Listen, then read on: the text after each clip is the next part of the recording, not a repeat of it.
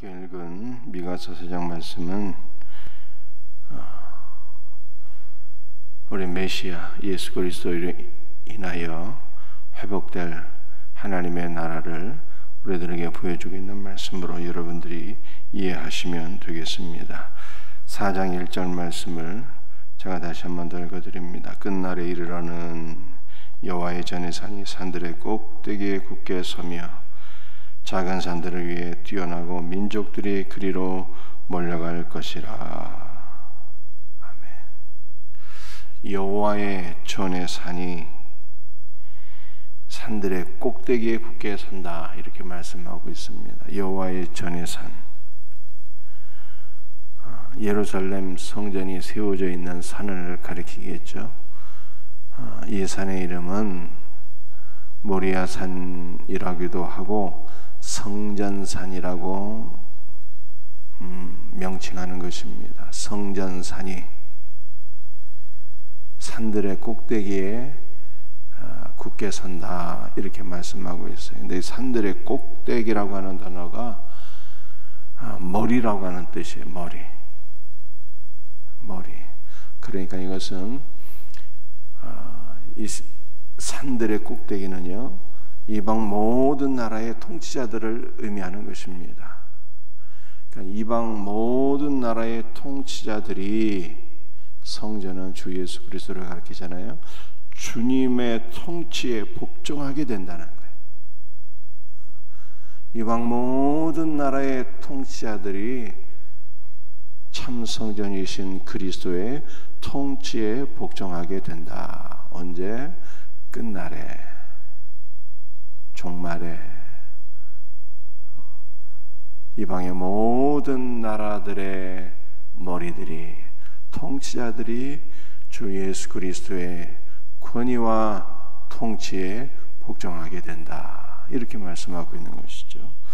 그런데 그 하반절은 이렇게 말씀하고 있잖아요. 작은 산들을 위해 여호와의 전의 산이 산들의 꼭대기만 아니라 작은 산들을 위해 뛰어나고, 여러분들 이 작은 산들이라고 하는 것은 언덕이라는 뜻입니다.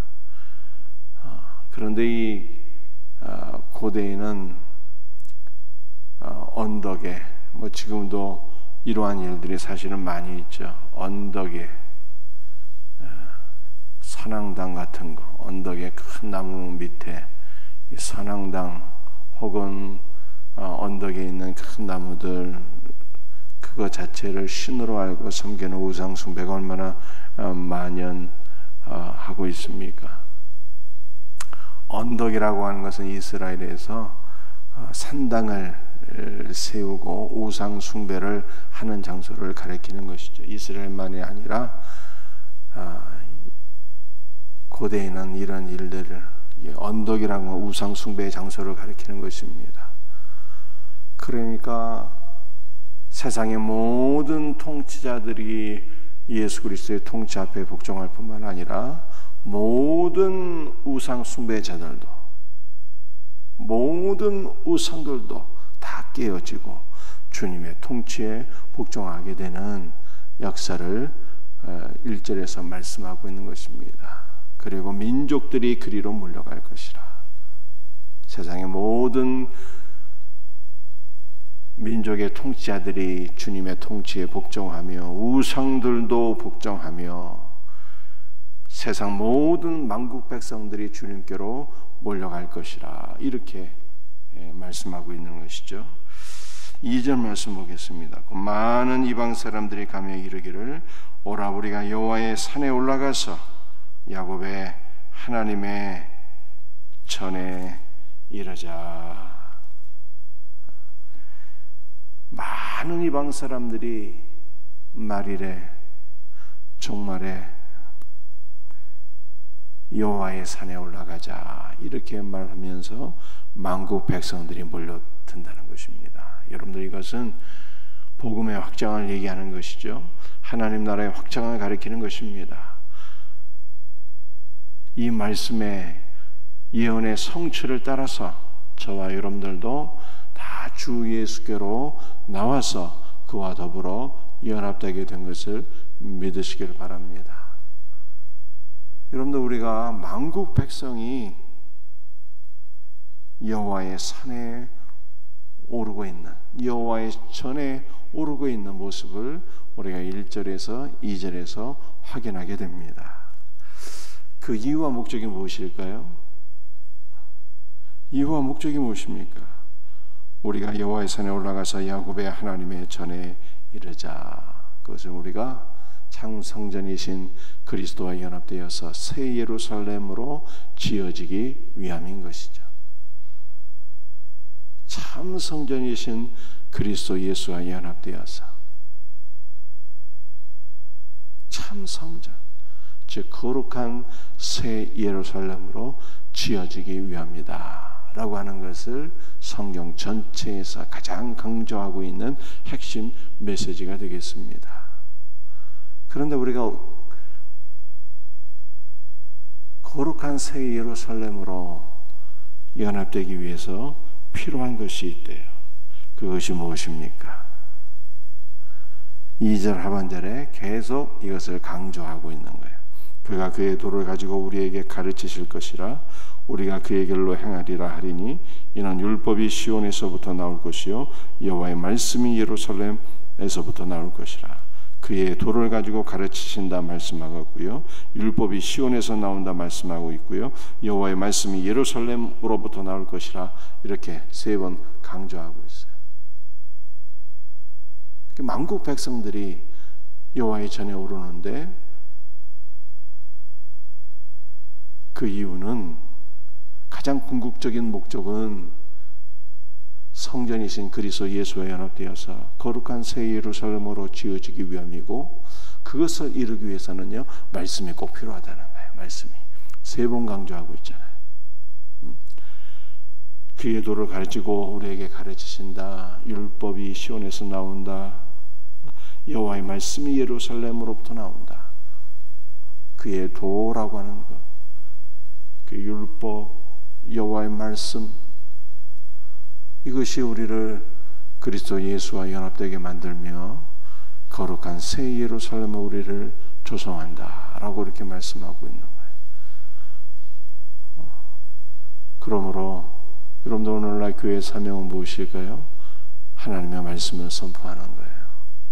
그래서 우리는 그 말씀을 통해서 그리스도를 만나고 그리스도와 연합되어서 거룩한 새 예루살렘으로 지어지는 것, 여러분들 이것이 성경이 말씀하고 있는 교회의 사명이고 우리의 궁극적인 모습이다 라고 하는 것을 우리에게 보여주고 있는 것입니다. 그런데 그의 도를 가지고 가르치신다고 그러잖아요. 그의 도라고 하는 것은요 길이라고 하는 단어예요. 길이라고 하는 뜻입니다. 길은 누구입니까? 예수님이죠. 여러분들 이 율법은 토라라고 하는 뜻인데요, 구약 모세 오경을 가리키는 것입니다. 그런데 이 토라라고 하는 뜻에는요 이 가르친다는 것이 아니라 가리키다, 지시하다라고 하는 뜻이 있어요. 구약의 모든 율법은 단 한 사람을 지시하고 가리키는 거예요. 그분이 누구일까요? 예수님이에요. 예수님. 여러분들 여호와의 말씀이라고 하죠. 여호와의 말씀. 여호와의 말씀. 이거 예수 그리스도의 말씀을 가리키는 거예요. 예수 그리스도예요. 구약의 여호와라고 하는 단어가 신약에서는 주로 번역이 되거든요. 주 예수의 말씀이에요. 그래서 우리는 모든 말씀은 주 예수 그리스도에 대한 증언이요, 모든 말씀을 통해서 우리는 그리스도를 만나고 그리스도와 연합되어서 우리가 궁극적으로 참 성전, 거룩한 새 예루살렘으로 지어지게 된다라고 하는 것을 성경이 말씀하고 있는 것입니다. 그러므로 오늘도 주님의 말씀을 통해서 저와 여러분이 참 성전으로 지어지는 복된 역사가 있기를 주 예수 그리스도의 이름으로 축복합니다. 3절 말씀이죠. 그가 많은 민족들 사이에 이를 심판하시며 먼고 강한 이방 사람을 판결하시리니 무리가 그 칼을 쳐서 보습을 만들고 창을 쳐서 낫을 만들 것이요 이 나라와 저 나라가 다시는 칼을 들고 서로 치지 아니하며 다시는 전쟁을 연습하지 아니하고. 여러분들 3절에서는 이 평화를 얘기하고 있는 것이잖아요. 전쟁 무기들이 농기구로 바뀌어지게 됩니다. 그래서 각 나라마다 다시는 칼로서 서로를 죽이는 전쟁을 연습하지 않게 될 것이라고 하는 말씀입니다. 평화가 이 땅에 온다는 거예요. 그런데 이 땅의 평화는 아직 없지 않습니까?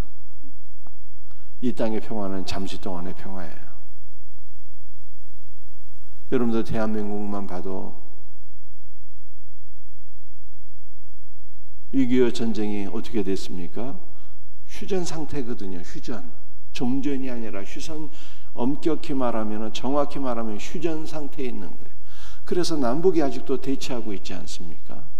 남북이 아직도 전쟁 연습들을 하고 있잖아요. 이 땅의 평화는 잠시 동안의 평화인 것입니다. 궁극적인 평화는 언제 오게 되는 것입니까? 우리 주님 다시 오실 때, 하나님의 나라가 완성되는 그날 참 평화가 오는 거예요. 참 평화가. 4절 말씀이죠.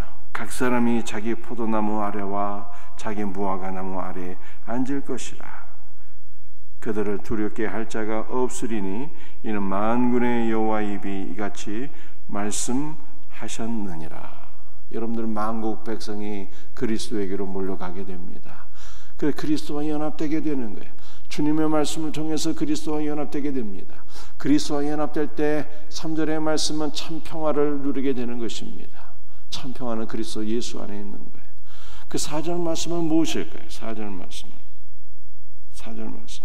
그리스도로 몰려가게 되면 참 생명을 누리게 되고 풍성한 은혜를 받게 된다는 것이 4절 말씀이에요. 포도나무 아래에 앉는다 그렇게 말씀하고 있어요. 무화과나무 아래에 앉는다 이렇게 말씀하고 있어요. 여러분들 이 이스라엘은요 2가지 곡물과 5가지 과일을 재배하거든요. 합계 7이에요. 완전수입니다. 풍성을 가리키는 거예요. 포도나무나 무화과나무는 다 그리스도를 가리키는데 그리스도 안에 거하며 그리스도의 풍성한 은혜와 생명과 주께서 주시는 풍성한 복을 누리는 이러한 삶을 가리키는 것입니다. 이 3절 4절은 다 샬롬이에요. 평화입니다. 평화. 여러분들 평화라고 하는 것이 무엇일까요? 평화라고 하는 것이 우리의 화목제물 되신 예수 그리스도를 인해서 우리의 모든 죄가 다 사함받아 아버지 하나님과 우리가 하나로 연합되어서 그리스도 안에서 하나님의 온전하신 은혜와 생명과 축복이 우리 안에 충만하게 넘치는 상태, 이것이 샬롬인 거예요. 아시겠습니까? 여러분들 샬롬, 참 평화는요 단순히 전쟁이 없는 것을 가리키는 것이 아니에요. 여러분들 뭐 고요하고 싸움 없고 그런 것을 가리키는 것이 아닙니다. 샬롬은 예수 그리스도가 주체예요. 우리의 화목제물 되신 예수 그리스도로 인하여 우리의 모든 죄가 사함받아 예수 그리스도 안에서 하나님과 화목되어서 하나님의 온전하신 은혜와 생명과 복주심이 우리 안에 충만하게 넘치는 것, 우리가 그리스도 안에서 풍성한 은혜와 생명을 누리는 것, 이것이 참 샬롬이라는 거예요. 샬롬.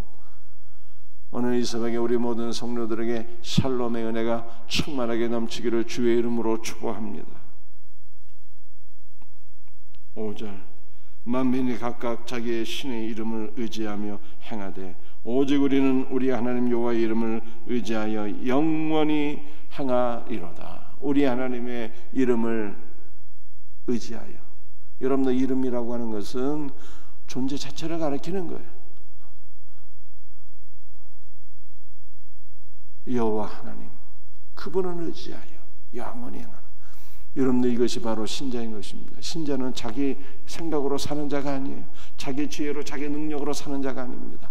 우리는 그리스도 안에서 그리스도께서 부어주시는 풍성한 생명과 은혜와 그분의 모든 자원을 힘입어 의지하여 주께서 주시는 복으로 말미암아 사는 자다 이 말이에요.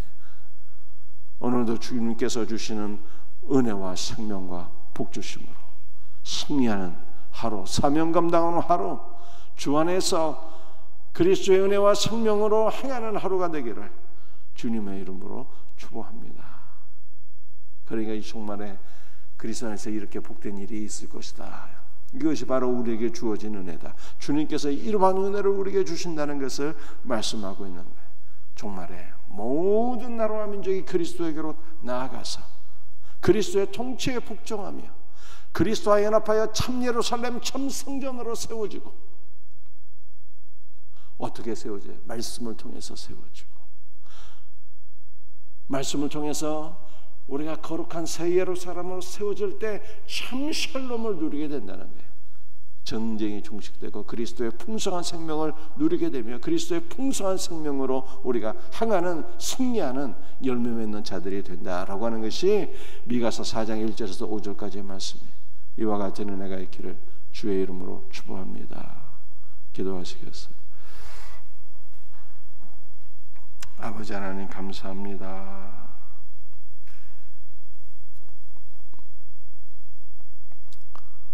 오늘도 주께서 주시는 말씀을 붙잡고 기도하오니 우리 모든 성도들 그리스도 예수께로 나아가 그리스도 예수와 더불어 연합되어서 이 땅의 모든 전쟁이 종식되고 참 샬롬의 은혜, 그리스도의 풍성한 은혜와 생명을 누리며 그리스도 예수의 복주심 안에서 행하는 우리 모든 성도들, 그리스도 예수를 의지하며 그 은혜 가운데 살아가는 우리 모든 성도들이 되게 하옵소서. 오늘도 우리의 모든 간구가 주 안에 상달되고 응답받기를 소원하옵고 거룩하신 예수 그리스도의 이름 받들어 간절히 기도드립니다. 아멘.